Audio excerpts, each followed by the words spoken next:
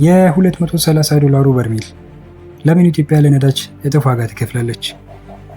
በአሁኑ ሰዓት በዓለም ላይ አንድ በርሜል ድፍድፍ ዘይት በ$110 እየተሸጠ ይገኛል።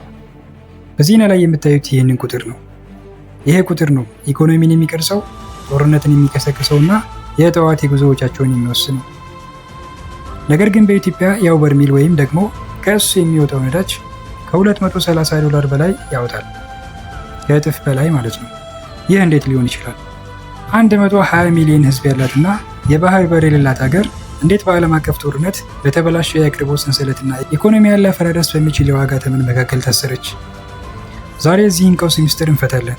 ከባህረ ሰላጤው ማጣሪያዎች ጀምሮ እስከ አፍሪካ ቀንድ የጭነት መኪናዎች ተከታታይ ጉዞ ድረስ የተደበቁ ወጪዎችን፣ የጂኦፖለቲካዊ ወጥመዶችንና ኢትዮጵያን ከውድቀት እየታደገ ያለውን ደካማ ቁጥር እንመረምራለን።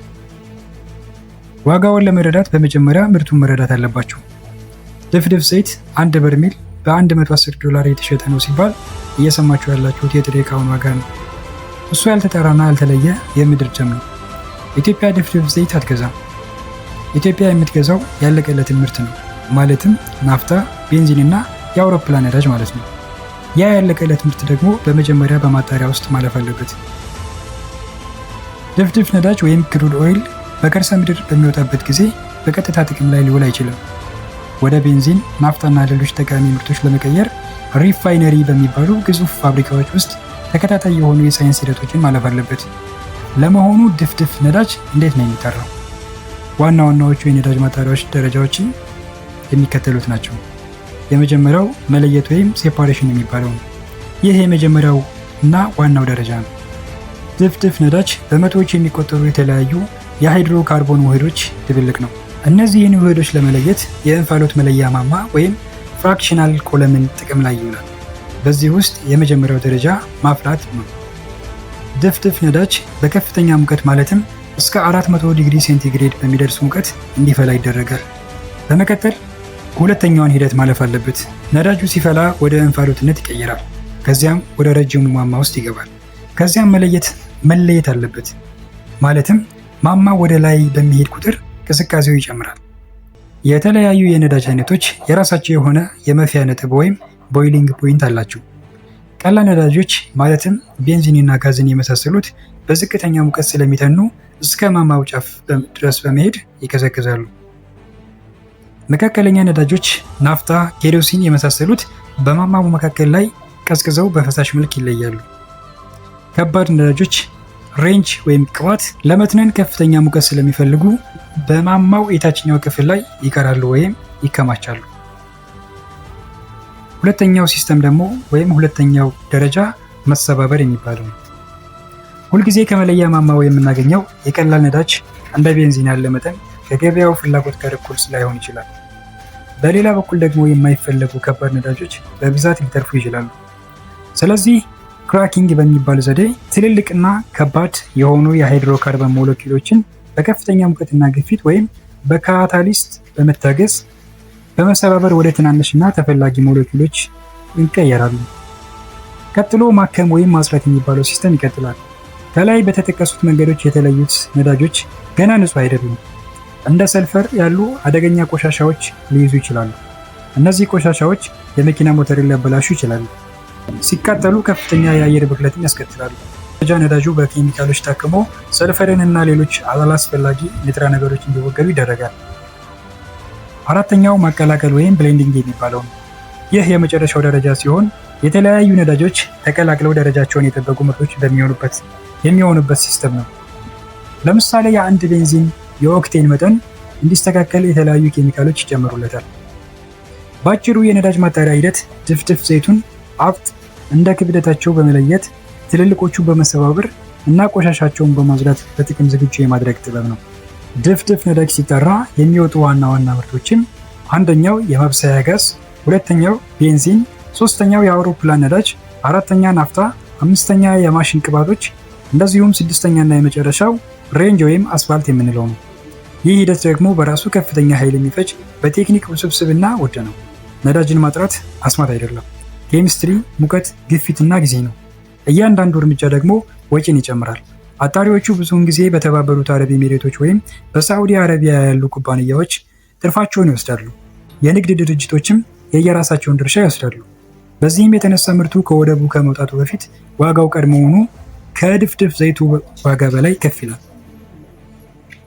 ነገር ግን ይህ ገና ጅማሮ ብቻ ነው። ምክንያቱም ነዳጁ አንዴ ከጠራ በኋላ መጓዝ አለበት። ከባህረ ሰላጤ ውስጥ ከኢትዮጵያ ደጋማ ቦታዎች ያለው ጉዞ ደግሞ በዓለም ካሉት እጅግ አደገኛ የባህር መስመሮች አንዱ ነው። የሆርሙዝ ወሽመጥ ወይም ስትሬት ኦፍ ሆርሙዝ የዓለም የነዳጅ አቅርቦት 20 በመቶ የሚያልፈው በዚህ 21 ማይል ስፋት ባለው ጠባብ መስመር ውስጥ ነው። በአሁኑ ሰዓት ደግሞ ይህ ቦታ የጦር ቀጠና ነው። በኢራን በአሜሪካና በእስራኤል መካከል ያለው ግጭት የፋርስ ባህረ ሰላጤን የጥይት መለዋወጫ አድርጎታል። ሚሳኤሎች ይተኮሳሉ፣ መርከቦች በእሳት ይያያዛሉ። በዚህ መስመር የሚያልፍ ማንኛውም የነዳጅ ጫኝ መርከብ የመጥፋት አደጋ ጥላ ተደቅኖበታል። የተጣራ ነዳጅ ወደ ኢትዮጵያ የሚያመጣ መርከብ አደጋው በሆርሙዝ አያበቃም። በመቀጠል የባቤል መንደብ መስመር ማለፍን አለበት። ይህ ቦታ የየመኑ ሁቲ አማጽያን ለዓመታት የንግድ መርከቦችን በድሮን፣ በሚሳኤል፣ በፈንጂ ጀልባዎችን ሲያጠቁ ቆይተዋል። ቀይ ባህር አደገኛ ወጥመድ ሆኗል። የመርከብ ኢንዱስትሪው ደግሞ ለዚህ የሰጠው ምላሽ አንድ ብቻ ነው፣ ይኸውም ዋጋ መጨመር። በእነዚህ ውሃዎች ውስጥ የሚገባ ማንኛውም መርከብ የጦርነት ስጋት መድን ወይም ዋር ሪስክ ኢንሹራንስ ይከፍላል። የአንድን መርከብ ዋስትና የማስገቢያ ወጪ በከፍተኛ ሁኔታ ጨምሯል። ይህ ወጪ ደግሞ በቀጥታ ወደ ገዢው ይተላለፋል። በዚህ ሁኔታ ገዢው የኢትዮጵያ መንግስት ነው። ለዚህ ደግሞ ዋና ዋና የመርከብ ድርጅቶች በአካባቢው ስራቸውን ማቆማቸውን ጨምሩበት። ጥቂት መርከቦች ማለት ጥቂት አቅርቦት ማለት ነው። አቅርቦት ደግሞ ከፍተኛ ዋጋ ማለት ነው። ሌላ አማራጭ መንገድ ለሌላት ኢትዮጵያ ገበያው የጠየቀውን ማንኛውንም ዋጋ መክፈል አለባት ማለት ነው። ኢትዮጵያ በዓለም ላይ የባህር በር የሌላት እጅግ ብዙ ህዝብ የሚኖርባት ሀገር ናት።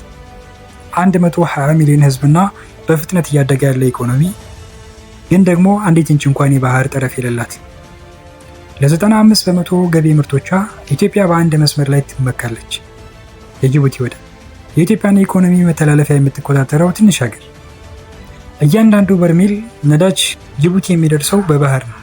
ከዚያ ተነስቶ ለ500 ማይል የየብስ ጉዞ ወደ ነዳጅ ጫኝ መርከቦች መዛወር አለበት። 500 ማይል በተራራማ መንገዶች፣ በድንበር ኬላዎች፣ አለመረጋጋት በበዛበት ቀጠና የጭነት መኪናዎች አቅርቦት ከፍላጎቱ በታች በመሆኑ የትራንስፖርት ዋጋ እጥፍና በ3 እጥፍ ጨምሯል። 1 ሊትር ነዳጅ አዲስ አበባ በሚገኝ ማደያ ውስጥ እስኪደርስ ድረስ በሌላ ሀገር ተጣርቷል። ከሚሳኤል ጥቃት ተከላክሎ መድን ተከፍሎለታል። በጦር ቀጠና ውስጥ ተጓጉዟል እና በአህጉር አቋራጭ ተነድቶ መጥቷል። ዋጋው እነዚህን ሁሉ ጉዞዎች ያንጸባርቃል። በተለመደው ገበያ ኢትዮጵያ ነዳጅ የምትገዛው በረጅም ጊዜ የአቅርቦት ስምምነቶች ሲሆን ዋጋውና መጠኑ ከወራት በፊት በውል ታስሮ ነበረ። ነገር ግን አሁን ባለው ገበያ ውስጥ የተለመደ የሚባል ነገር የለም። ጦርነቱ እነዚህን ስምምነቶች በታትኗቸዋል። በመካከለኛው ምስራቅ ያሉ አቅራቢዎች የገቡትን ውል ማክበር እንደማይችሉ ለኢትዮጵያ ቀደም ሲል አስታውቀዋል። 180,000 ሜትሪክ ቶን ነዳጅ ሀገሪቱን ለሳምንታት ሊያንቀሳቅስ የሚችል መጠን ሳይመጣ ቀርቷል። የንግድ ሚኒስትሩ ከአማራጭ የጎንዮሽ ገበያዎች ወይም ሳይድ ማርኬትስ ለመግዛት ተገደናል፣ ዋጋውም ቀደም ብለን ከምንከፍለው እስከ 3 እጥፍ ይበልጣል፣ ሌላ አማራጭ ግን የለንም፣ ያለ ነዳጅ ኢኮኖሚው ይቆማል በማለት መናገራቸው የጉዳዩን አሳሳቢነት ይበልጥ አጉልቶታል። የጎንዮሽ ገበያ ወይም ብላክ ማርኬት ይህ የነዳጅ የንግድ ጥላ ኢኮኖሚ ነው።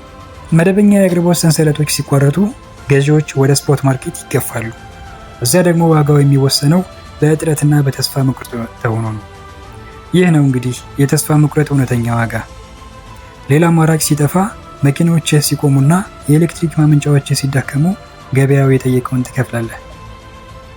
እየቀነሰ የመጣው የነዳጅ ድጎማ ሌላውና የመጨረሻው የኢትዮጵያ መንግስት ከዚህ በፊት በከፍተኛ መጠን ወደ ሀገር ውስጥ በሚገባ ነዳጅ ላይ ድጎማ ሲያደርግ የነበረ ሲሆን በዚህም በእያንዳንዱ ሊትር እስከ 50% የሚደርስ ድጎማ ሲያደርግ የነበረ ቢሆንም አሁን ላይ የኢትዮጵያ መንግስት የጀመረውን የኢኮኖሚ ሪፎርም ማሻሻያ ተያይዞ በዓለም አቀፍ የገንዘብ ድርጅት ማለትም IMF እና የዓለም ባንክ ያሉ ተቋማት መንግስት እነዚህን ድጎማዎች እንዳይነሳ ሲጎተጉቱ የከረሙ በመሆኑ በከፍተኛ ደረጃ ድጎማዎችን ቀንሷል። ይህ ማለት እስካሁን ድረስ በመንግስት ሲሸፈን የነበረ የነዳጅ ዋጋ አሁን በቀጥታ ወደ ተጠቃሚ የሚተላለፍ ነው ማለት ነው። እናም ኢትዮጵያ ራሷን ወጥመድ ውስጥ አገኘችው። በውጭ ነዳጅ ላይ ጥገኛ ሆና እሷ ባልቀሰቀሰችው የዓለም ጦርነት ተጎጂ ሆና አቅም የሌላትን ዋጋ እየከፈለች ደግሞ ማስተላለፍ የማትችለውን ወጪ እየደጎመች፣ ነገር ግን አንድ ቁማር እየተጫወተች ይገኛል። ይህንን ጥገኝነት ለመስበር የተደረገ የረጅም ጉዞ ውርርድ። ኢትዮጵያ በአፍሪካ ውስጥ እጅግ ፈጣን የሆነውን ወደ ኤሌክትሪክ ተሽከርካሪ የመሸጋገር ሂደት እያደረገች ይገኛል። አመክንዮ ቀላል ነው። ኢትዮጵያ በአህጉሪቱ ካሉት ትላልቅ የውሃ ኃይል አቅም ካላቸው ሀገራት አንዷ ናት።